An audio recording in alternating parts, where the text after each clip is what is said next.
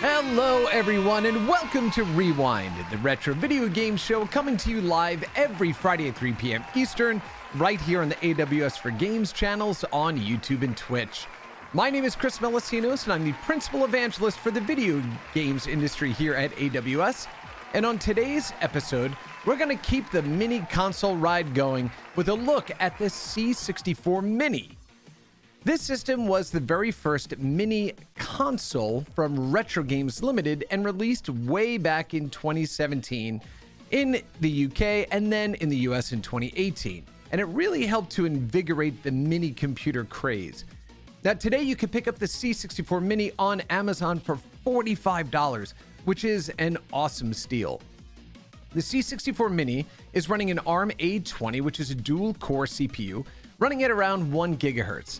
It also has a Mali 400 MP2 GPU, 512 megs of RAM, and about 16 gigs of storage, and it's running a custom Linux build. The system comes packed with 64 games, some of which we'll explore, a multifunction joystick, and some additional odds and ends. And one of the more intriguing bits is that you can also boot directly into BASIC and program your own C64 games and applications. You can also access virtual drives and storage devices and even add your own game files through a USB stick. So with that very brief description out of the way, let's head on over to the workbench and check out the system itself, what comes in the box, and then we'll go ahead and dig into some of the games. Let's go. Alrighty, so here we are with the C64 Mini box right here. I do love the way Retro Games packages their little consoles here, because they really try to invoke, the spirit of the console or the system that they are miniaturizing with, again, making sure they have things like, the same type of colors or font, and even just the packaging where they do things like, let's go ahead and put screenshots of the games on the back, which is something that we saw with earlier video game consoles and computers, and not so much with, kind of the latest sorts of systems. But this package here comes with the C64 Mini and this joystick. We're going to dig into what those are all about. Plugs into your TV via an included HDMI cable. Ooh, AC adapter not included. And I actually mentioned that before on other mini console episodes, because people have so many different power bricks laying around their home. Like, it just adds more e-waste, adds more cost, adds more shipping cost, and all those other sorts of things. So they just rely on you, reaching into a junk drawer in your kitchen and pulling out one of those little bricks. Now, the important thing to remember is that this does require just a 5-volt, 1-amp power brick. So don't plug this into, a fast charger or something like that, because you can damage the system by doing so. So, yeah, you can see you've got the C64 Mini, the world's best-selling home computer reborn. I do believe it still holds that distinction of being the best ever sold. And look how small and tiny that is. All right, let's go ahead and crack open the box here. All righty, so... All right, so here is the C64 Mini box, and when we open this up, mine was damaged in shipping, which, kind of bummed me out a little bit, but here you go. Here is the actual box itself. Let's remove some of the reflective packaging there. Oh, look at how beautiful this little is. They include a little notch there to make it easier to take the C64 Mini out of the box, and there you go. This is the C64 Mini. Now, it looks like a working keyboard, but of course, on a device this small, you wouldn't really be able to type on it. So it is not, it's just for show. But because this is a separate molded piece, there are mods out there right now where you can go ahead, they show you how to remove that piece, sand down the back of it to turn these into individual keys, and then some enterprising, homebrewers went ahead and created a circuit board that you can buy, switches that you can solder, and then you can turn this into a fully functioning USB keyboard on the machine itself. Really, really cool. Now, one of the other things that is missing from the system in the mold is on the Commodore 64 and the VIC-20, they used to have these character symbols that were on the front facing side of the buttons. And you could press Shift and one of the buttons to bring up the character on the left, or the Commodore button and a key to bring up the character on the right. Those are not included on this. Would have been a lot of extra cost, I think, but it's fine to miss that one little detail there. On the side, we have your power button and 2 USB. And then we have a mini USB and then an HDMI connector on the back. And that is pretty much all there is to the C64 Mini console itself. Okay, if we remove this top piece, we can get underneath here to some of the other included bits, which is also an HDMI cable, which is included. We also have the quick guide, and I do love that they used kind of the same look and feel of the original Commodore 64 manual here. And it'll show you, it'll, tell you how to go ahead and use the system and, get access to all of its features. And we're going to go through all of that. And of course, it's in multiple languages, which is great. What else do we have down here? Retro Reborn, the world's first retro game subscription service by AntStream. Yes, we've done AntStream episodes here on Rewind, and they're also an AWS customer. So AntStream, awesome. So use this promo code when you sign up. And then, of course, here is the multi-use joystick. Now, the reason I say it's a multi-use joystick is because this joystick, has... Well, it's a joystick, right? It has a couple of buttons on there, but it also includes menu buttons and selector buttons on the bottom to do things like bring up the on-screen keyboard, to allow you to go in and shift between joystick 1 and 2 on the C64, and a number of other things. So we're going to go ahead and explore that as well. So let's go ahead and take this little twist tie off of the controller. And there we go. That'll plug into the side of the C64. And then you're left with an additional USB port here on the side. And that can be used for either a USB stick or it can be used for a keyboard. So you could go ahead and actually type into this, and I'm going to explain why that's important. Or you could put a little USB hub in there and then plug in additional devices. But that's pretty much all that comes in the packaging. You can see just how small that system is, right? Really just a tiny little machine. It's awesome. It looks just like the bread bin model of the C64 that we know and love growing up. Let's head back on over to the 8-bit living room. We'll plug in the C64 and we'll start playing some of the games. All right, let me go ahead and bring in the C64 off our workbench. And we're going to go ahead and get this plugged in to our capture card. We should also go ahead and, I like to do, is to bring up, because it's a little bit of nostalgia as well, we're going to bring up some of the commercials from the Commodore 64. And actually, more than just Commodore 64, other Commodore machines as well. So let's get some of those commercials up and running right behind us here. Oh, and let's get our little mini system, right up there. And let's go ahead and find the proper USB cable for our C64 Mini. So let's play a little traveling music, shall we?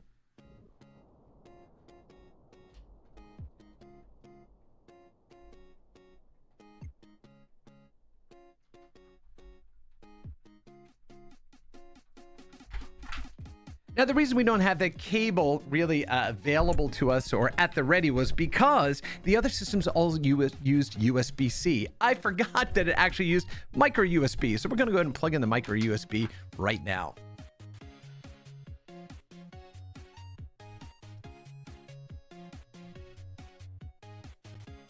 Alrighty, now that we have the proper cable for our C64 Mini, let's go ahead and plug this in and fire it up. Alrighty. So now that we have the C64 in, let me know in the comments if you remember, if you had a C64 at home, if it was something that you wound up, you wound up playing with, and what were some of your favorite games. And while we do that, we're going to go ahead and make sure that we switch on over to the right system for our C64 Mini. So that means that we need to go ahead and make sure that we are grabbing the widescreen with our retro arch here. And we'll make sure that we have the Elgato capture coming in there, which we now do. And so there we go. All right, we are now at the menu system of the C64 Mini. So I'm going to shut off this music, and here we are now in the front menu, the top menu of the C64 Mini. All right.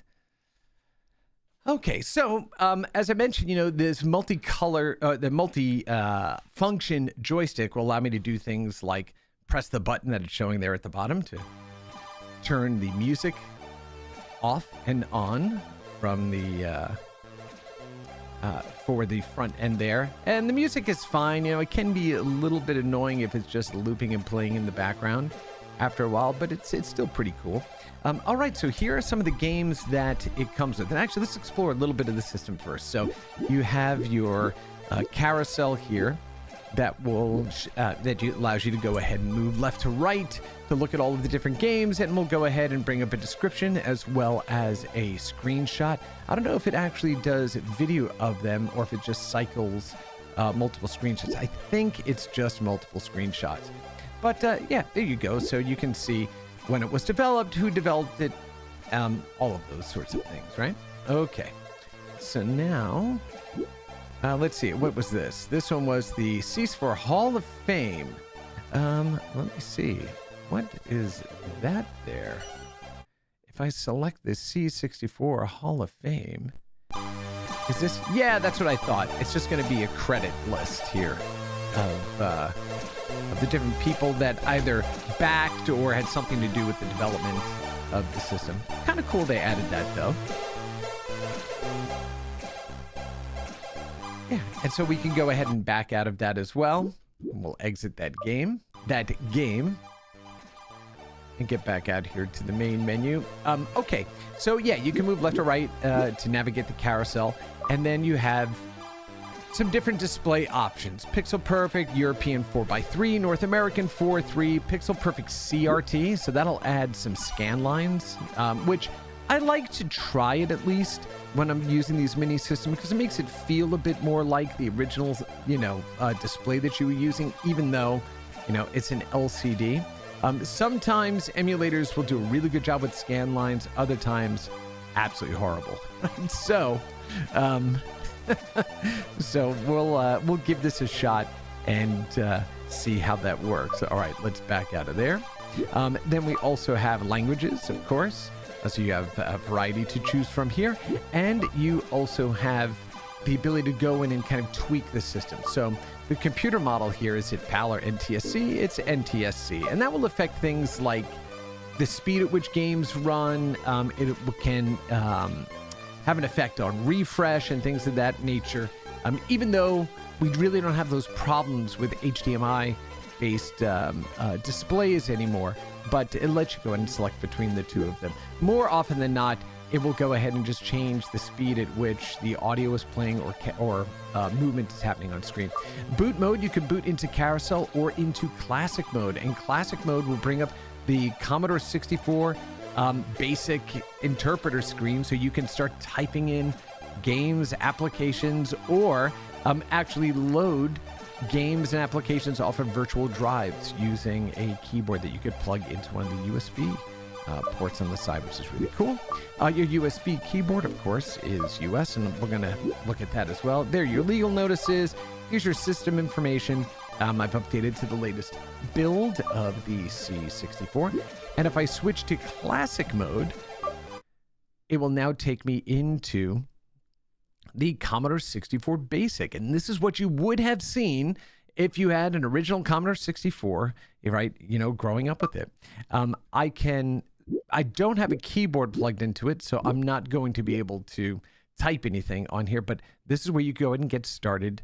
Again, playing around with it and programming. So let me see, were there any other options down here? That was classic mode. And of course you have your shutdown device and your factory resets. You can do all of that there.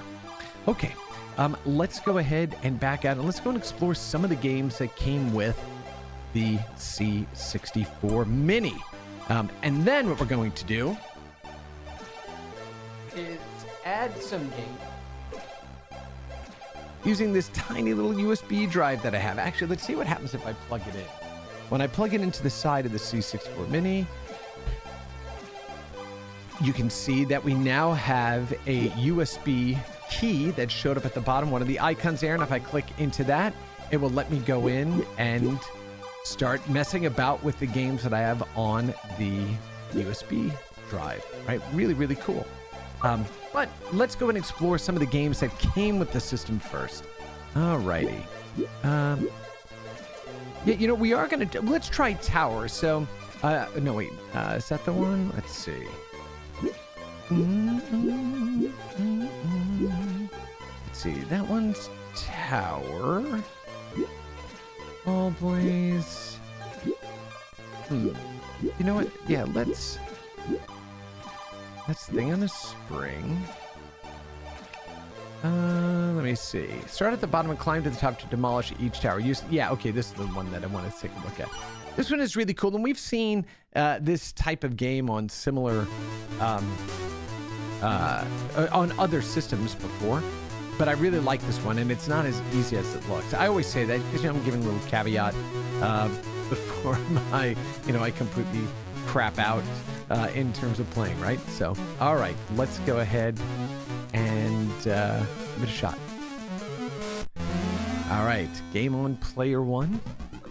And it's this like pseudo 3D sort of vibe, right? So it's not truly 3D, of course. It is simulated 3D. All right, so these little pads I have to jump onto, and that is how we're moving up and down here. Let's see. Oh, yeah, he knocked me down. Oh, okay, yeah. So you don't die when you get hit there. You just kind of fall a little bit. All right, let's go check this out. And that smooth scrolling there, that looks really cool. All right, let's get up here. Oh, yeah, and you have to avoid... Oh, shoot. Oh, okay, yeah. So you have to avoid enemies coming in from the top there, too. All right, let's see. Oh, I guess I could have just gone straight ahead and went straight into the tower like that. Okay, yeah, see how I avoided that? Look at that, smart. Okay. Let's see.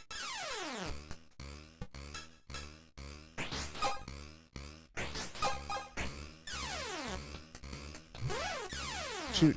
Oh, and I fell on that. All right, but you get the idea. So you basically have to ascend these different towers and get to the top and collapse them, and then go on to the next. All right, let's go ahead and jump into another game. Guide the ball down each course as quickly as possible. Each course has different challenges, obstacles, and pitfalls. You're limited to 7 jumps per course. All right, yeah, let's give it a shot. I'm going to be terrible at this one too. But what games do you have, or did you have, on the Commodore 64? If you grew up with one, or if you acquired one, yeah, let me know in the chat there. All right, here we go. All right. Oh, okay. So it's the blacks there. Oh, okay. Let me see. Okay, the blue. Okay. So the blues make you jump. The blues make you jump. Greens are. Okay. The purples are barriers. The greens make you go faster. And then how come I couldn't jump? All right. Let's go ahead and give that another shot.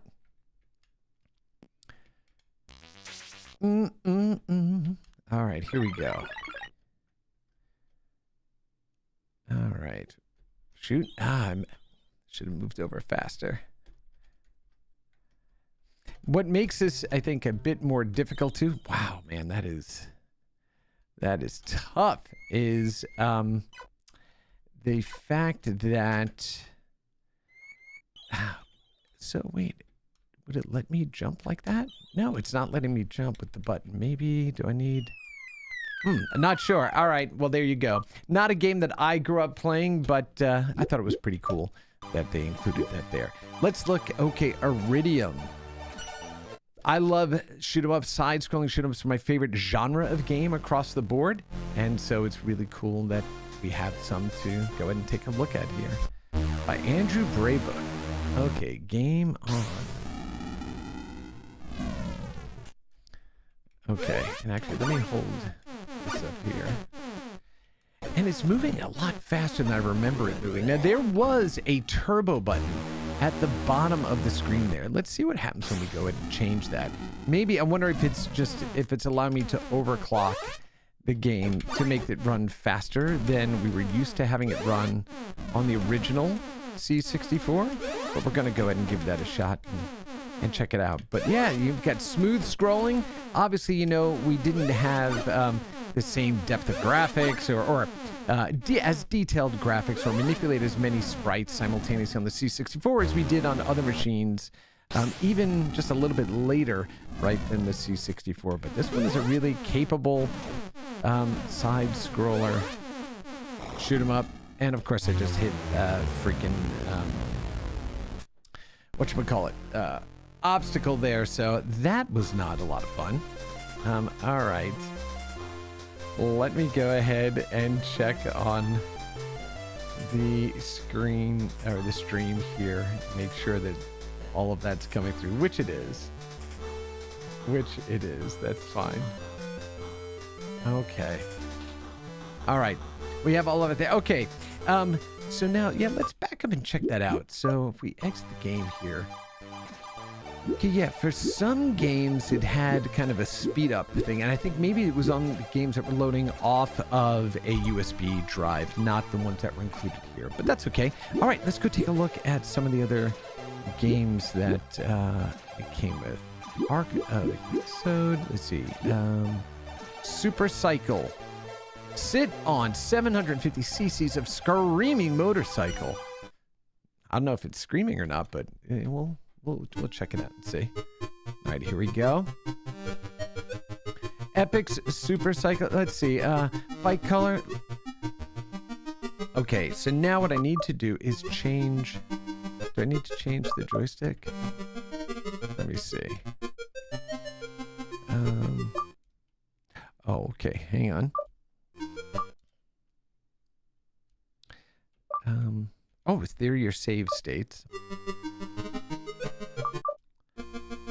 Okay, so one of the things that the Commodore 64 and other machines like it at its time had was, depending on which joystick port you plugged the joystick into, would determine which actually controlled it. So some games required a joystick to be in port 2, some games required it to be in port 1, and so you were constantly switching it. Because this is a USB device, and yes, of course you have different numbered USB ports, but that's not really the way people know a USB to work. You just kind of plug it in and it works. What you can do in this multifunction joystick is by pressing the menu button and the first button, it would switch it to joystick 1, the menu button and the second button to joystick 2. Or for your own games, what you could do, you could define in the title of the game, right, in the file name, which joystick it should default to.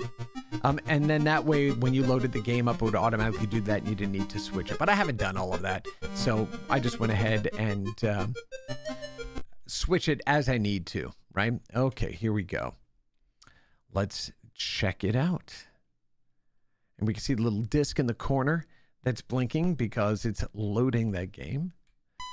Okay, ready? And let's see.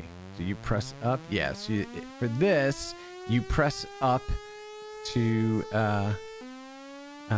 go forward, and then you press the button to change gears. Ooh, that is tricky right there. And let's see. Yeah, you know, so again, oh, wow, that is fast. So at the time, you know, that these games came out, getting smooth scrolling games like this were really difficult to do. Let's see, okay, yeah, so if I press down and the button, then you can shift down. Oof, that's such a terrible way to to have to shift and play these games. And that's the reason that you have limited input when playing some of these games on the C64 was the joystick really, they only expect you to have a single button. Because it was just using the old Atari joysticks that you could just plug in and use those. So the official Commodore sticks all had one button. Eventually, you could, see, shifting down, you literally have to pull back and then press the button to shift down. Pretty terrible way of having to shift gears. But later on, you could use things like the Amiga joypad and stuff like that. And then that way you would have access to more buttons. And I do believe there were some like 2-button controllers that eventually came out for it, but those were uncommon. As the developers would typically use just the joystick that everybody had, so they knew that their game would work for the vast majority of people, right? So compromises is what you wound up having. And, this is where when the NES came out and then the Sega Master System came out, you started changing it up, right? There were more buttons on the face. You had 4 for your movement, and then there were 4 additional buttons, right? Select, start, A and B. So you could do more advanced games. You had more control options, all that kind of stuff, right? But this is going back to pretty much single button, single joystick games. I was never really into the sports games. Just wasn't ones that I played a whole heck of a lot. Silicon Warrior, Robin of the Wood, yeah, right. Getting around some of the trademark or protected material there. Robin of the Wood versus Robin Hood. Ranorama, Pit Stop 2, another racing game. Pet Snake, we're not going to do that. Paradroid. Nodes of Yesod. So yeah, Navi the Aardvark, Netherworld, Monty on the Run. Okay, the Monty series were actually pretty well known over in the UK. But we're gonna go ahead and give these a shot and check them out. Okay, here is the house. So let's see, what can I do here? Okay, so I can jump. Oh, okay, all right. So you jump like Impossible Mission, where you're flipping like that. So you have to know where you're going to land, and try to gauge that correctly. All right, so here we are in the house. Oh, damn. Okay. Shoot. All right, now I need to get up there and there. And there's a teapot. Flaming teapot. All right, let's see. Let's wait for him to go by. And, oh, man. Damn, that is fast.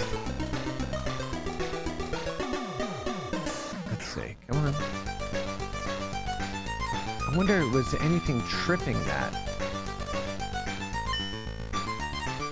Wow. Jumping through that is crazy. Anyway, Monty on the Run. Not a game that I played, but familiar with it, right? Let's see. Mission AD.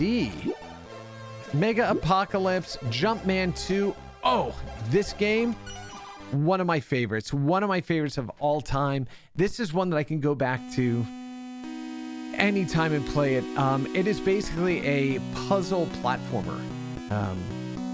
So good. And I believe in later versions like Jumpman Jr., it actually allowed you to program your own levels, which is really cool. All right. Pretty straightforward. What you need to do is collect those red kind of dots down there. Let's see, is it this one? Okay, the blue kind of staggered line there. Let's see, I'm waiting for one of those bullets to come out first. Okay. And you gotta be careful. Oh shoot! It ran right off the edge. You have to be really careful because what'll happen is the bullet will come out, and then depending on where you are, it will fire at you. See? Oh! And I just fell off the edge again. All right. Talking and playing, right? It can be difficult here. All right.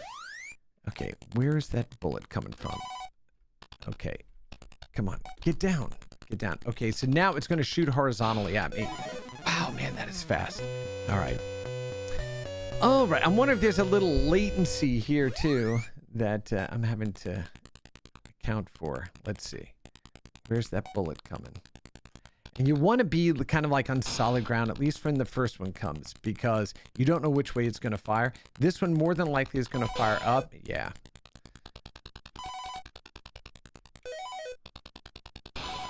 Shoot. Man. Really difficult. Okay. All right. Let's go. Let's do this again. And that's a terrible score. All right. So let's go ahead and try this again. I'm just going to put in a bunch of empty spaces there. 1100. Don't even save that score. That's so bad. All right. Let's go ahead and try this again. Now, I think, can I bring the keyboard up? Okay. So you can bring up your virtual keyboard. So that way you can basically just enter in the, the information that you want, right? Is it going to be back? No. Let me see.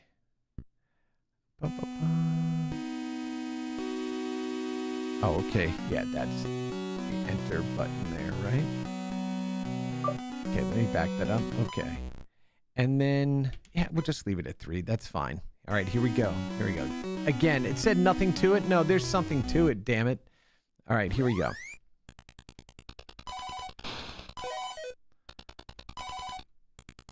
And that's the thing, like right there at the edge, you have to be really careful. I think this one jumps up. Yeah, okay, that one will climb.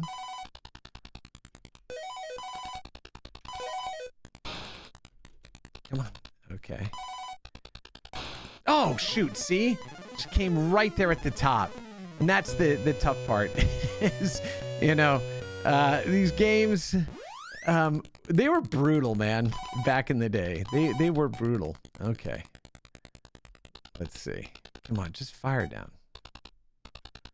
Okay, see, it tricked me. I don't think I've ever seen ones that have changed. Like, if it didn't fire on you vertically, and then you crossed it again, then it fired you vertically. I don't think I've run into that before. So I think once it has trajectory, that's the trajectory it's got. All right, second screen. Fire. Yeah. This game is so good. If you happen to have an older system that has, yeah, that's just terrible. An older system that has access to Jumpman, definitely go ahead and play. It's such a good game. It still holds up. Shoot. Okay. All right. Man, see that? That's some cheap nonsense right there. Okay.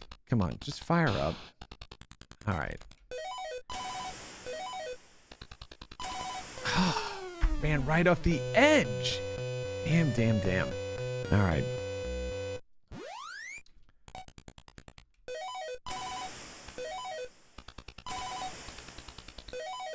Oh, God. There we go. Okay. Oh, ran right into the... I knew it was going to run right into the fire, too. Okay. All right, we got to do one more. Just, actually, where are we right now? Yeah, actually, no. Okay, no, I got to get through one level. I'd at least have to pass fire. That's just ridiculous. All right, here we go. Come on. And the thing about playing these old games, right, on Rewind, I've had people say, oh, but this, this is not running on AWS or anything like that. Well, no, of course not. But what's important to do, it's important to go back and take a look at the games that, that a lot of modern designers grew up with. Because the sensibilities around those games, oh my goodness, look at that. So I was able to jump all the way down that damn thing, but the 1/2 step off, and he dies. Terrible. Anyway, it's important because some of these mechanics are still,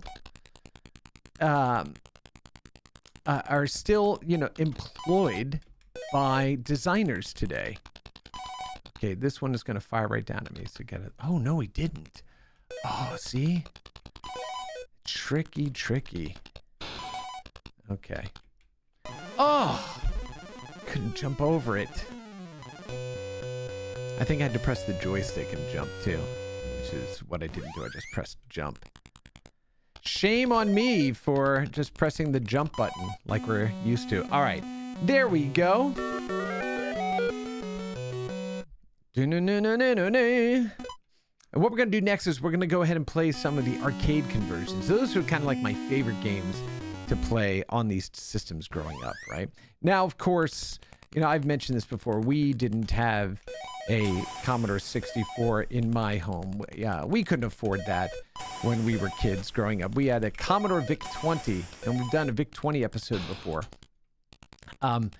So, you know, friends that had a C64, it was like, oh my goodness, I couldn't believe, you know, some of the games that they were able to play that looked so much like the arcade.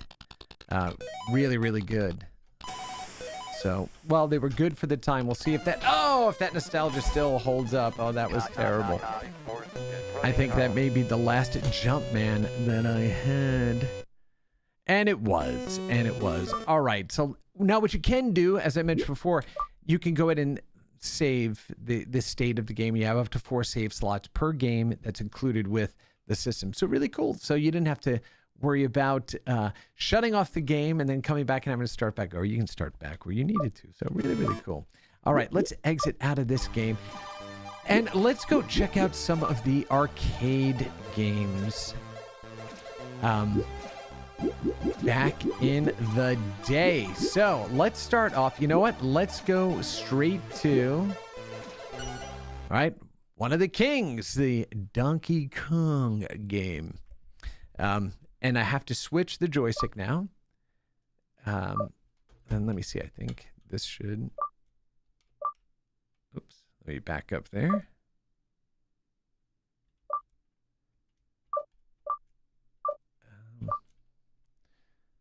Let's see.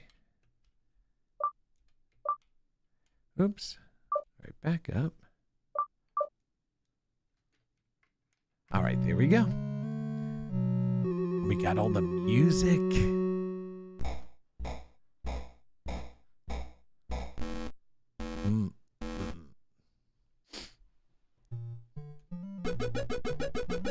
And, you know, look, I mean, it wasn't exactly Donkey Kong from the arcade, but it was close enough. And this is what, you know, well, not even close enough. This is a really good representation of Donkey Kong. You know, it looks just like the arcade. It's got all the sounds. Vertical movement on Mario or Jumpman, right, is a little wonky. It's like horizontally goes slower than vertical does, right? So it takes a little while to get your bearings when you're playing it, and it looks squished, right? Right? Because that's, you know, the format of the screen of an NTSC screen or a 4x3 screen versus a vertical screen, which is what the original Donkey Kong was played on. So things get a little squishy, but it's still Donkey Kong. Oh, and I hit the middle gap there. Oh, all right, let's try it again.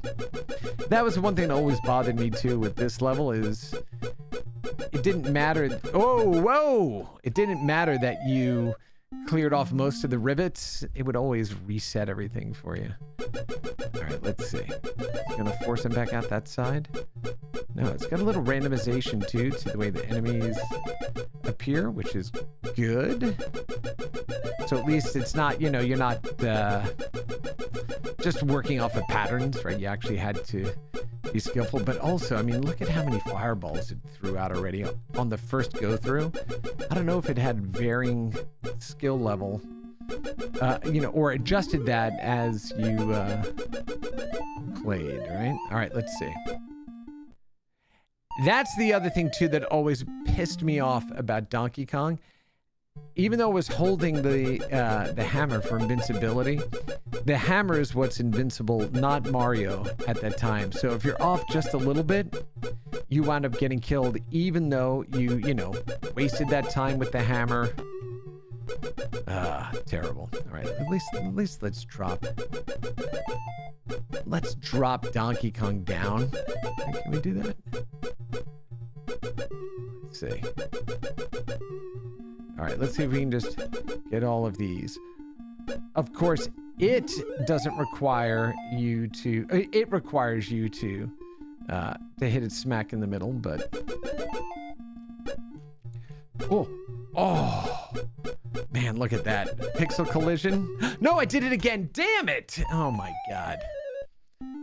Terrible, terrible. I need to go back and watch some of these episodes, just see how badly I'm doing on so many of these games. All right, we'll do one more run through. It's Donkey Kong, right? So we gotta get through a little bit of it. But again, did you have a Commodore 64? Or, you know, an Atari or something like that. You know, Atari 400, 800, something back in its day that was a contemporary of the C64. Again, you know, we had a VIC-20, so we had the 5K, oh man. We had the 5K little brother to the C64, 64K big brother.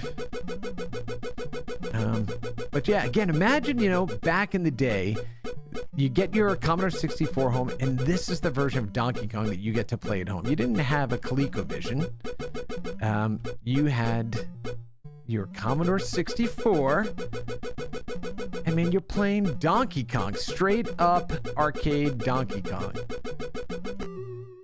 That was awesome. I remember a friend of mine having a C64 and getting to play this for the first time, was just blown away that we were playing, you know, the arcade version at home. It was pretty great. All right, let's go clear these damn rivets out now.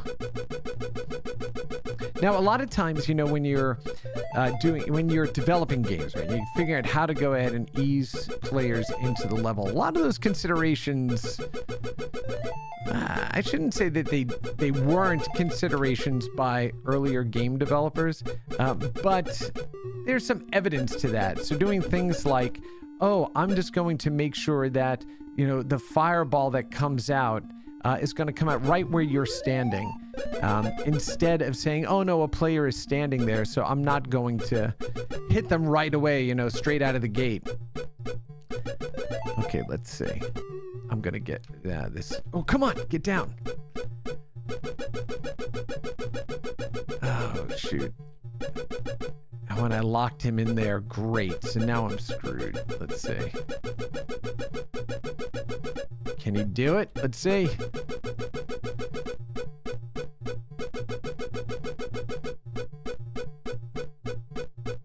Shoot, no. And that hammer is right over there, and I need it. No!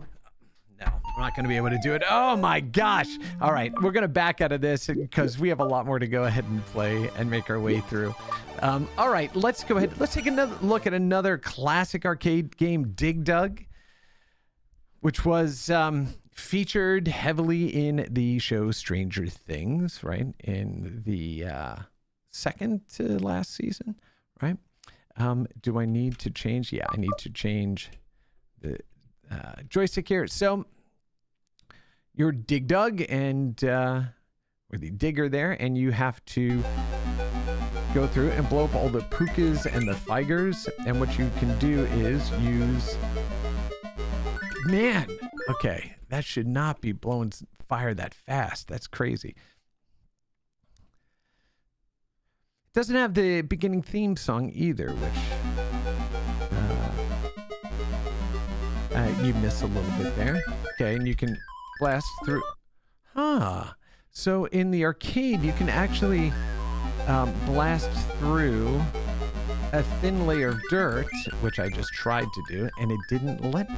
But look at that puka. He is, or Figer rather, he is blowing way too much fire, way too fast. So we're just gonna go hit him on the top of his head. And now this puka is trying to leave. And we're going to go and blow him up. And there you go. Now, the thing is, you want to go in and try to kill him at the lower levels of the board. So the lower down you can get, the more points you get by blowing them up. And you can see that what they'll do is they're going to start to make their way through. Shoot. They start to turn into little ghosts and then can move through the dirt unimpeded. And come and attack you, right? So what you want to try to do is line up as many as you can underneath something like a boulder and drop it on their heads. And that will trigger a bonus in the middle there. And so now what we're going to do is, because that Vigar down there is, again, a little out of control. So he's going to try to leave because the last enemy on the board always tries to escape as a ghost and get out. And we're going to snag him right here at the top before he leaves. And that's really all there is to Dig Dug, right? It's you just get into higher level boards that have enemies that move more erratically and faster and all of those things, right? Man, the way they're moving is ridiculous. Okay, so you can only fire left to right, which is good, right? Okay, I want him down here. Come on. No, see, now he's going to try to escape. And we're not going to let him escape. Oh, he got me anyway. All right, so that is Dig Dug on the Commodore 64. Awesome little version of it. Okay. Let's see. What are some other... Let's check out Frogger. How can you go wrong with Frogger? Classic Frogger. All right, and we probably need to change buttons. And let's see. Okay, so that's fast. Okay, and okay, that's pausing him. And what we're going to probably need to do is bring up the virtual keyboard, and I bet it's like, there you go. F1 was typically what you used to start a game if there was no instructions, and we're in the fast mode. So let's see. Right, if you didn't grow up playing this, you grew up, you know, playing more modern games. Maybe Crossy Road is a game you would remember. It's a lot like Frogger, or I should say it takes its inspiration from Frogger. Yeah, but a good, competent approximation of the arcade. There you go. And Frogger, again, it's just all about getting to the other side of the screen. And then what you can do is there'll be, oh no, you want to, some of the turtles can go underwater, so you want to be careful there. And then there is a frog there, a female frog, that you can then carry to safety. And of course, I jumped in the water, so we're both dead. But yeah, it's Frogger, right? Plays just like the arcade version. All right. Let's see, what other ones do we have here? Let's try a little Gorf.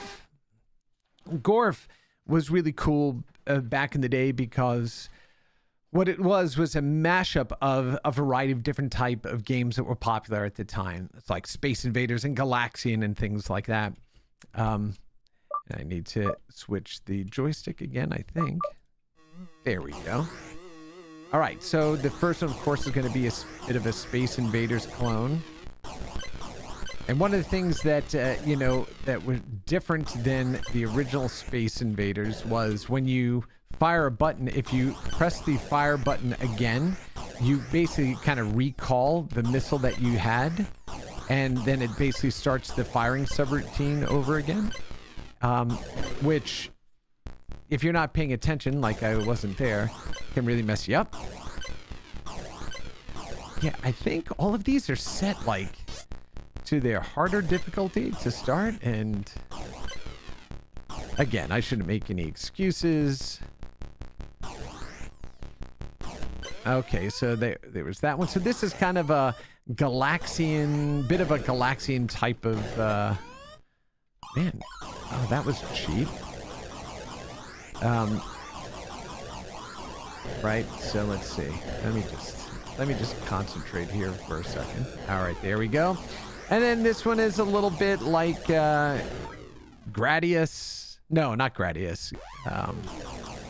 What am I thinking? Gyrus, right? So you can see like down there at the bottom, those little dots that are down there at the bottom of the web, Those are all the enemies you have left to fire upon. Oh man, that was it. That was my Gorfian Hall of Fame. All right, that's just C question. All right, so yeah, a little bit of Gorf, and it was one of the first arcade games. I believe the lead designer was a woman, and which was great and was really cool to see. Right, was that as you know the industry was being born and people were trying to figure out what video games are going to be. You know, we had a bunch of men and women working on games all, together.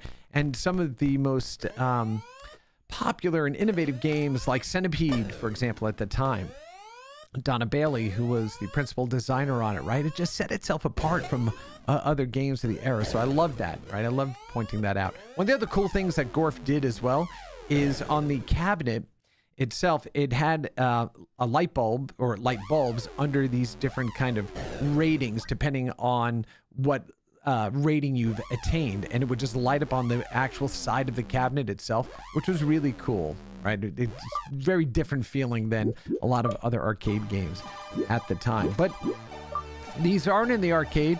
These are the ones that you were playing on your awesome C64, and you can play on the C64 Mini. I mentioned Gyrus, and first I said, what did I say? Oh, I called it a different game. This one, I loved this game too when it first came out. I still love it today. Here we go, 2 warps to Neptune. And the cool thing about this one was you could go 360 degrees around the screen. But if you weren't paying attention, sometimes you would get stuck at the top or bottom of the screen, because you have to remember when you're at the top, now your controls are reversed. And so you had to remember to push the, which way you were pushing the stick. Okay, now if I grab that one in the middle, so now I've got a dual shot, which is what you definitely want. And that's very much, that's very similar to Galaga, for example. All right, so that's your first warp. And now we're going to head on to the next planet. And that should be what? What is it going to be? So first was Neptune, right? Oh, no, it's 1 warp to Neptune. All right, here we go. I'm going to hold the stick like this so I don't kill my hands here.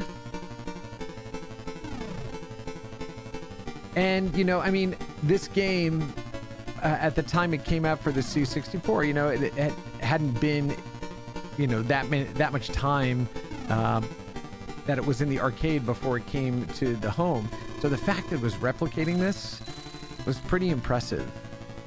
Really impressive. It's got a really good musical score. That's one of the things about the Commodore 64 that anybody that grew up playing it with the C64 will tell you. The SID chip, the audio chip, was the greatest. Like the C64 was known for being able to, for having some of the best soundtracks. Okay, I'm just going to put the stick down and hammer on this fire button. Again, this is what you would do in Galaga. Oh no, I missed it. Let's see. There we go. Oh, missed it by 1. And that's the Gorf laugh, actually. So. Yeah, again, really good, competent arcade version or a really good home version of this arcade game. Actually, the Atari VCS, or the 2600, as most people know it, also had a really good, competent version of this as well. Let's see. Ooh, now, the games that I'm playing on here right now are all the cartridge versions. So, Commodore 64 could load games off of a cassette tape, off of a floppy disk, or off of a physical cartridge. So all of the images that I'm using here, these are all the actual images of the cartridge. So these are the games that were available in cartridge format. There's Jumpman Jr. Jungle Hunt. That's another game that we've played before on multiple classic systems. Let's go ahead and check out what the Commodore 64 version looks like. And we're going to need that virtual keyboard to start the game. And we're going to probably have to switch sticks. Let me see. Do we? All right. All right. So this one, it used to be called Jungle King when it first came out, and you played as the Tarzan character, but the estate that owned the Tarzan franchise basically squashed that, and so they changed the game to being an adventure in the jungle and not the iconic Tarzan character that the game originally started as. And you have to go through multiple stages here. So this is the vine swing, and then we're going to jump into the water here momentarily. And the thing that you start to, obviously you can see, you know, the vines swing at different paces. So you want to go ahead and make sure you time it correctly so you don't miss a vine. And the further down on the vine you grab, the further it will propel you when you jump. And this is the last vine. So now we're going to go and hit the water. And all right, so now you're avoiding these alligators. You can only hit them when their mouths are closed, but you also have to make sure that you're getting air at the top, so you don't drown, right? And there's an air bubble. I don't know, can you hit them? No, you can't. So basically the air bubbles will force you to the top and kind of trap you a little bit. Oh, he bit me. He bit me! All right, let's see. Now, fortunately, I don't believe... Oh, my goodness, it's so hard to do. I don't believe it starts... Yeah, like, I don't think it starts you off back at the... Nope. Man. And it's a bit of like hit or miss, right? I've always experienced that with that game. It's a little bit of hit or miss, depending on, you know, how you hit those alligators. All right, let's see. What other great arcade games do we have here? I will tell you, Moon Patrol. Yes, Moon Patrol. Fantastic game. Really difficult to play, but really good on most home conversions, actually. Okay, let's see. Okay. Oops, let me see. I need to change joysticks on this. I don't think this is the right joystick. Nope, okay. All right, so this should be the right stick. There we go. All right. So you basically want to go ahead and get through all the different stages, the AEJOTZ at the top there. And what you have to do is avoid, obviously, all the obstacles here, which I'm not doing, so I'm going to start over. So what you want to do is avoid all those obstacles by leaping over them or firing into the sky there. And the crazy thing about this one, right? Let's see, is it doing it for me? Yeah, okay, there we go. Is you really have to keep track of multiple things simultaneously. So you're keeping track of the hits in the ground, you're keeping track of boulders, which will be of different sizes. Then you have to contend with the spaceships that come in and what they're dropping on you. And then you also have to contend with their munitions.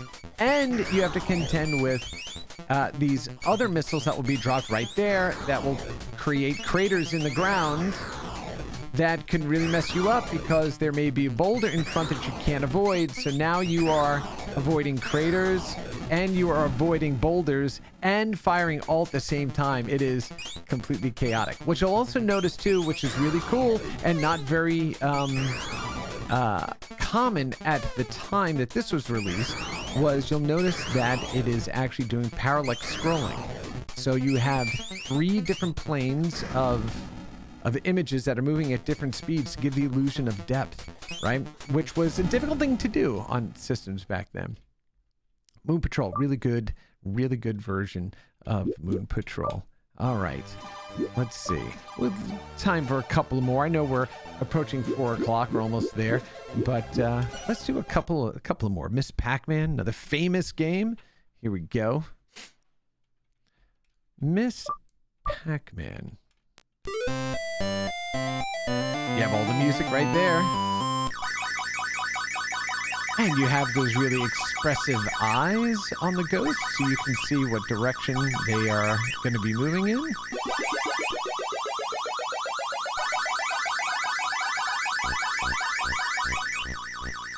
Let's see. Oh, I don't want to do that.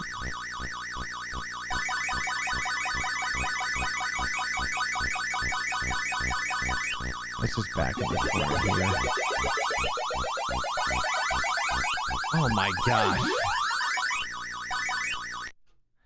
I promise you, I'm better at games than this most of the time.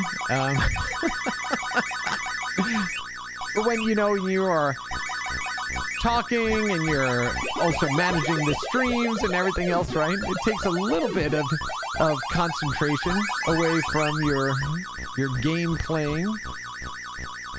Okay, come on. All right, at least it let me grab that one, for goodness sake. That was ridiculous. We're just going to be concerned with clearing the boards here. And let's see. Wow, that is fast. That is fast. But again, because of the dimensions of the screen, I just want to get to the second board and see if there's actual intermissions like we used to have. Oh, see how he turned around and went in the other direction? That was pretty good. Come on, everybody get down here. Let's see if we can at least grab some more of these. All right. We're going to beat him. Oh! Oh, okay. All right. All right. Yeah, I can't remember if there were intermissions in the C64 one, so let's go ahead and just clear the board and find out, shall we? All right. Let's do that. Let's see. Did they include it? I hope so. They did! Yay! And it had all the music too. Really cool. Right? And that's one of the things that we loved about the arcade version of these. All the little interstitials. And of course you have in Miss Pac-Man the changing boards, right? So really, really good. All right. Good version of Miss Pac-Man on the C64. Okay. There's just a couple more that I want to go through here. This one, I loved this game too, and I believe it was called Aardvark in the arcade, but this is Oil's Well. 1983. And let's see, I probably have to go ahead and bring up that virtual keyboard again. And what's it gonna do here? Let's see. We have to wait for the title screen, I think, to disappear here. Right? It's going to let me do it. Come on.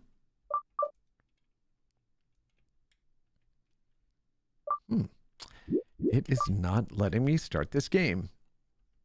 So it's a little bit of a twist on, yeah, and it's not going to let me start it this way either. That is really interesting.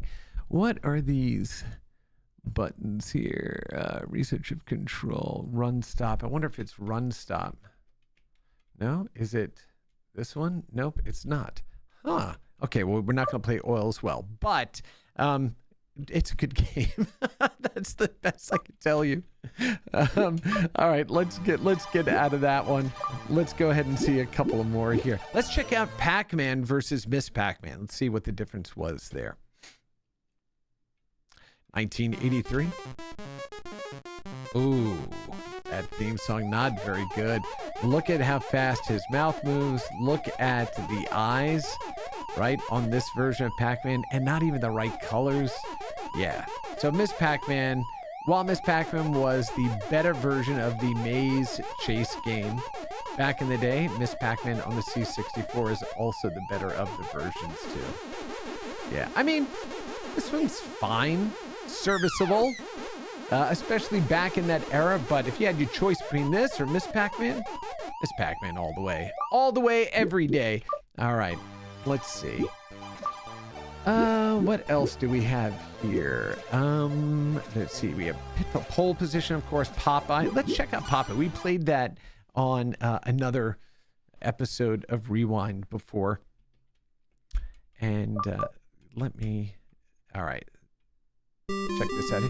Okay, yeah, this looks a lot closer to the arcade. So the whole job here, or goal of the game, is to grab all these hearts that Olive Oil is sending down your way before they get to the bottom and sink into the water underneath. And then Bluto will be trying to thwart your efforts, and the Sea Hag makes her way out as well and throws bottles at you, obviously bottles of root beer and not real beer. Oh, and then Bruce, of course, can jump up and hit you. That little punching bag at the top with the barrel next to it is designed for you to do that. So let's see. Yeah, so now you can go through them. So it basically kind of, temporarily halts him.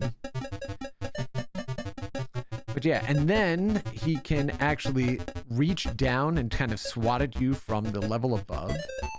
Or he can jump down levels or jump up like he just did there.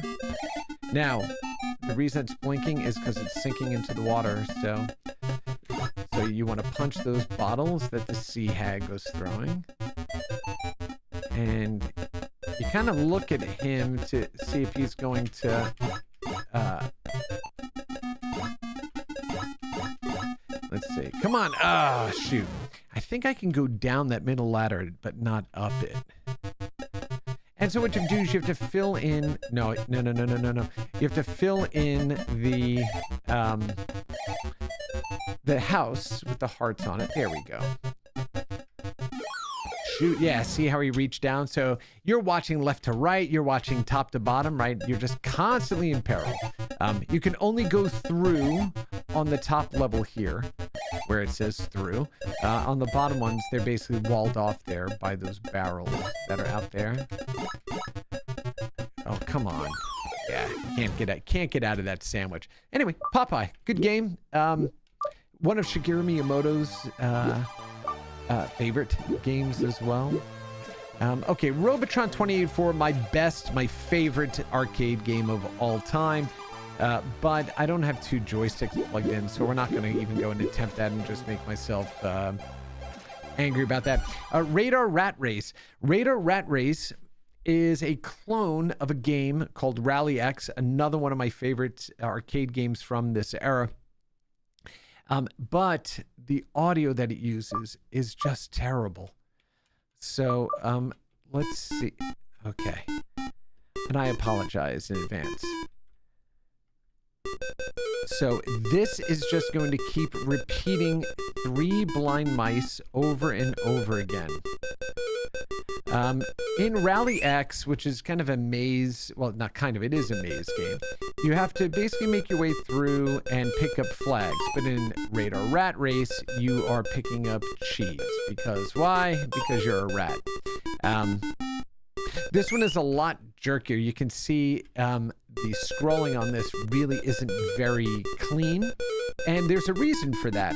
Back then, when they were making some of these games, some games would use sprites, right? Which is what we know, games, utilize today, right? To make their graphics and basically print them on the screen, and then they animate them by, showing the sprites one after the other in sequence. This game, you can see that and sprites can move pretty smoothly across the screen because just the way sprites are programmed. This happens to be a character-based game. So what you would do, or what developers could do, was they could create graphics by changing the character set, basically the alphabet of the, for the computer to be different graphics. And so they didn't scroll smoothly. So literally what's happening is you're watching that mouse that may be made out of like 4 characters, right? Let's say J, K, an I, and an M. They just change the pixels for the J, K, I, and M to now look like a mouse when they're put together. And then they just move those characters around. So they don't scroll smoothly. They move in entire like 8-pixel blocks, which is why it's very chunky, which is why it moves really, it has a lot of stutter to it. It was a simple way to create games that looked, like a video game, but the movement was always pretty pitiful. Radar Rat Race is one such game, but if you look at other games like we've been playing, they're sprite-based, and so you have much more fluid movement, and it looks and plays like you would expect it to. And I loved this game when I was a kid because at the time, that's what we had to play, right? So, I did love Rally X, which was a much better version of that, but there, that's what it was. All right, let's see, maybe just a couple more before we get out of here. I know we're already well past, we are well past the time we normally have here, but let's see, what do I want to try next? Let's try Super Zaxxon. This was a pseudo 3D game, right? This is a game that was done in a 2.5D way. Okay, it's asking for joystick or keyboard, so let's go pick joystick there. Oh, I have to select 1 or 2 players. So we'll select 1, and then, okay, all right, yeah, good. Look at how smooth that is, okay? And look how it just crashed into the wall because we're not paying attention. So we're going to try that again. So, as opposed to Radar Rat Race, you can see how much more smoothly Zaxxon or Super Zaxxon is moving. There's no stuttering to the graphics and the way they move because these are sprites. These are not characters, alphanumeric characters that they're trying to make look like these different graphics. Okay, come on. Yeah, and a really good version of Super Zaxxon. But because, again, the screen is kind of squished, you have limited range of movement on there. Is it going to take me all the way back to the beginning? Let's see. Oh, no, good. Okay, so it didn't do that. Yeah, so now you have other enemies that are firing on screen there. Okay. Tunnel in, and let's see where we go. Of course, it's taking a little time to load up the next level into memory. Oh, look at that.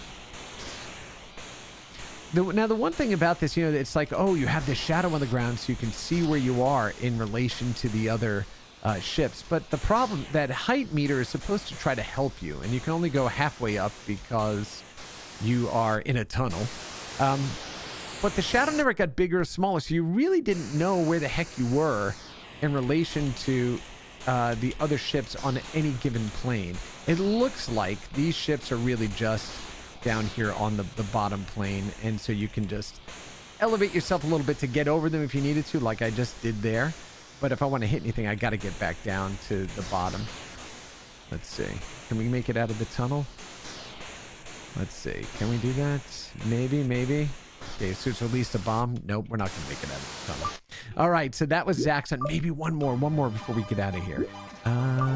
Let's see. There is original Zaxxon.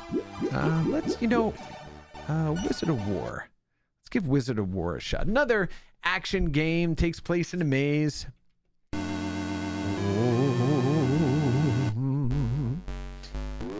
Okay, and I am the blue wizard there, and I need to kill all these baddies. Okay. And then I believe what'll happen is the last one that you have to get starts to, oh man, he starts to shoot there. That's right. Okay, yeah, go get him. Leave me alone. Okay. Okay, so now I think this guy starts to disappear. Yeah, so some of them start to appear and disappear. Yeah, see? Or they warp around the world there. Okay, get ready and go. There we go. So, really fun game. If a bit simpler, from a simpler era of games, but yeah, still a lot of fun to play. And still challenging. Still challenging, right? And this was a game that was designed for 2 players, right? So you and a buddy could get out there and fight. And I believe you could actually damage each other too when you played. So, yeah. Wizard of War. You know what? I lied. We're gonna do one more. I want to see if I have Congo Bongo on here. Let's see how good or bad this one's gonna be. Congo Bongo, yes. So when this released, Donkey Kong was the big game in the arcade, And this was Sega's kind of attempt at a Congo, at a, you know, a rescue the damsel type of game. And what made it different, and let's go ahead and add the joystick in here. And then, yeah, I think that's back. And I need to change joysticks there, right? Don't I? Oh, wait. Let's see. Again, remember I said, yeah, okay, so this requires you to be in joystick 2. So you have, again, this pseudo 3D, oh, man, kind of view. It also makes it hard to tell where the objects are because it's not really 3D. And so, okay, so we want to avoid that coconut. And jumped across there. Now, if the monkeys get on your back, you have to jump to get them off before you can cross over. And, of course, I jumped, tried to jump to the top one there. But, again, I mean, it looks like the arcade. Well, it's reminiscent of the arcade, right? It's an approximation of the arcade. But these are the games that, you know, we kind of grew up with. Not kind of. These are the games we grew up with on the C64. C64, really an incredible machine for its time. Still so much fun to play around with today. This game, Choplifter, this was also big on many systems of this era. And so the goal here is to fight enemies behind enemy lines and to rescue these hostages. One of the things, though, if you didn't, you know, if you hadn't played it and you didn't know, you can land on them and thereby killing some of them. So you wanted to be careful. And now, okay, I just landed on him, so we lost him. Oh. And let's see. Okay, nope. Come on. And see if the tank can actually kill some of the hostages. So you want to go ahead and get their fire away from where the hostages are. Come on. Man, okay, so if you hold down the button, you'll notice that your copter rotates. Okay, and now we just killed one of the people I was trying to save. All right, I can't hit him for some reason. All right, let's get in here. Let's go get these guys here. Let's go, buddy. We got to get out of here. All right, then what you need to do is make your way back over into safety and let your hostages go. And so let's see. There we are. We're flying the flag. And now we're going to put them down. And then they run out to safety. And then you just repeat it over and over again, and they start to bring out other jets and other things to fight you in the sky, and just gets progressively harder as you go. But again, an early action-based game that was a ton of fun to play. Great on basically every platform it came out on, from the VIC-20 all the way to the Atari systems. But yeah, but this is the C64 Mini. If you have any interest in games from that era, and want to go ahead and play around on the Commodore 64, go ahead and pick up this C64 Mini right now. Again, it's $45 for the entire system, the joystick, all the cables you need, except for the power brick, at Amazon. So go ahead and pick it up. But that is just a taste of all of the games and goodness that is available through the C64 Mini. But that also means that we are now at the end of our show. So I wanted to go ahead and say thank you so much for hanging out with me this week here on Rewind. And if you are a video game developer of any size, from AAA to indies, make sure you head on over to aws.amazon.com/GameTech to discover the products, solutions, and services that we offer to help you on your cloud game development journey. And if you're a beginner looking for a clear starting point to help you build a career or learn to produce games in the AWS cloud, we recommend you start with an AWS learning plan. This set of on-demand courses will increase your knowledge of game servers and game analytics and help grow your technical skills to solve real-world game development, compute, and analytics problems. And you can demonstrate your knowledge to the world by earning digital badges. head on over to aws.training/GameTech to start your AWS for Games learning plan today. And of course, I want to give a special shout out and thank you to Waterflame for allowing us to use his music here on Rewind. Make sure you head on over to his YouTube channel at Waterflame Music to check out his incredible work. And finally, if you care about preserving the history of video games as much as I do, make sure you head on over to the Video Game History Foundation's website at gamehistory.org. They're doing incredible work to preserve the history of our industry for future generations. And I want to thank you for spending your Friday afternoon with me. Have a wonderful rest of your day and awesome weekend. Some Commodore 64 goodness in your weekend. And we'll see you next week on Rewind.